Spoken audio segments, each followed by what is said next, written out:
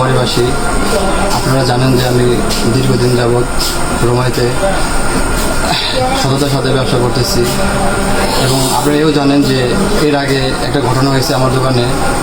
এটা একটা পরিকল্পনা ঘটনা ছিল আগের বারও, যে আমার দোকানে আমরা বাইরে থেকে মাংস নিয়ে আসি এবং কি পচা মাংস খাওয়াই। আমরা কিন্তু রোমাই থেকে তখন ভোলামোর মিলন ভাই দোকান থেকে মাংস নিছি, সেটারও কিন্তু আমরা সাক্ষাৎকার দিছি, আপনাদের যাচাই করে দিছি যে মিলন ভাই ছিল, যে তারপরে আমরা মাংস তার কাছে নিয়েছি, সে কিন্তু আপনাদেরকে সাক্ষাৎকার দিছে। এটা আসলে একটা আসলে মানুষ তো মানুষের ভালো চায় না, এই জন্য মানুষ, আমরা দূর থেকে আসছি বাইরের লোক, এই জন্য মানুষ সব দিকেই সুযোগ পাইতেছে। আর আজকে যে ঘটনা হয়েছে সেটাও আপনারা জানেন যে একটা মোরগপোলাও ভিতরে একটা ব্যাং পাওয়া গেছে। আসলে মোরগপোলাওতে যদি একটা সাদাটা একটা কাঁচামরিচ থাকে সেটাও কিন্তু দেখা যায়, এটা লং থাকলে সেটাও দেখা যায়।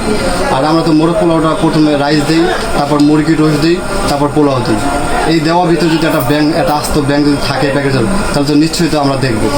আর এটা যে পার্সেল করে 5টা মোরগপোলাও পার্সেল করা হয়েছে, তার অন্তত 1.5 থেকে 2 ঘন্টা পরে এটা নিয়ে আসছে দোকানে যে ব্যাংক পাওয়া গেছে। তো আসলে এটা তো একটা পরিকল্পনাভাবে ষড়যন্ত্র করে এটা করছে, যে মানুষের ভালো চায় না, আর আমরা বাইরের লোক দেখা বেশি এটা সুযোগ পাইছে।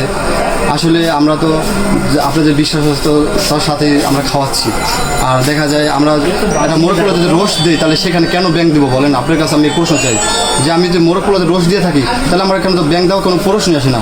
এখানে ফেসবুকে উঠছে যে আমি ব্যাংক দেওয়া বিরিয়ানি খাওয়াচ্ছি, কেন বা আমি ব্যাংক দেবো বলেন? আপনাদের কাছে